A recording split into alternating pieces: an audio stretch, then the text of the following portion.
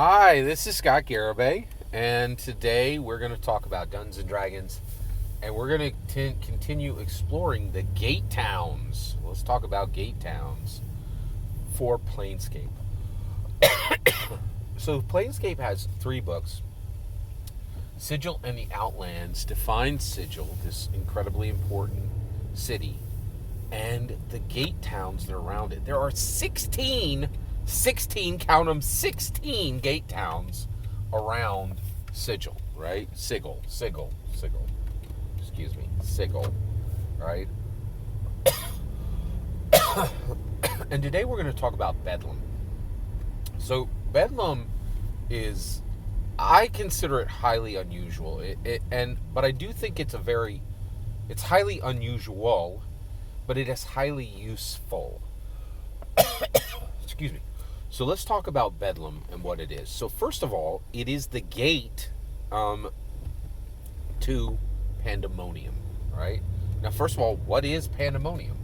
Pandemonium is a wind-swept, craggy expanse of crag. Like, it's just wind and stone. That's it, right? It's a great expanse of hard rock, right? Which with an unending, right, howling vortex of winds that never stop, right? That's what Pandemonium is. Okay, now what is Bedlam? Bedlam is simply the gate town that leads to Pandemonium. And what is in the gate town of Pandemonium? What is in the gate town of Bedlam? Well, in the gate town of Bedlam is a gigantic obsidian tower. That obsidian tower is named Sable Reach, right? And it is overlooked by a gatekeeper, and that gatekeeper is Cirrus. Cirrus is specifically a cloud giant, right?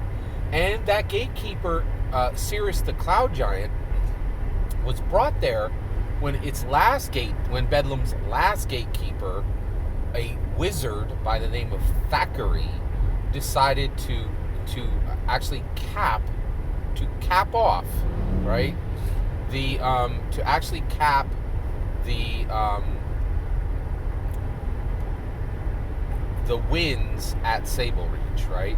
Now, and he used magic to stop these howling vortex winds, right? Why would you do that, right? Right? And all it did was literally sweep Thackeray away, right? So this is an extremely desolate, extremely cold, and actually, to tell the truth, it is cold, but it's not like Neverwinter, right? It's simply cold because there's a lack of heat. There isn't a bone aching forever cold. Really, what there is simply these howling winds, and these howling winds are there, and they never cease, right? Also, it's a lightless place, right? There's not much sun. It's almost always night. These howling winds constantly are constant and ceaseless, right? So once you're done reading this, you're like, what is this for? Why is this here, right? And I think the reason why Bedlam and Pandemonium are there is this is a gigantic, open, inhospitable place, right? Because Dungeons & Dragons needs that, right? There are so many incredibly dangerous things in Dungeons & Dragons, and sometimes they can't be killed, right? Sometimes they have to be trapped. Sometimes they have to be exiled. Sometimes they have to be banished, right? There are people, and there's all these realms, they're filled with living people of good or neutral alignment, and then you come across these demons, these devils, these evil dragons, these mind flayers gods, right? Like all these horrible creatures, right? And there are times where they simply cannot be killed, right? So once you have that situation, you now have this place where if something horrible is there, nothing really lives nothing lives in Pandemonium for long, right? There's a few people, a few creatures who eke out an existence there for one reason or another, okay? And so it is a place where things can be put, right? Evil things can be put. The other thing that can be done there is any kind of experiments that the adventurers need to do. Or it's so inhospitable, it could be a place where you could put treasure, or you could put something that you don't want other people to access, right?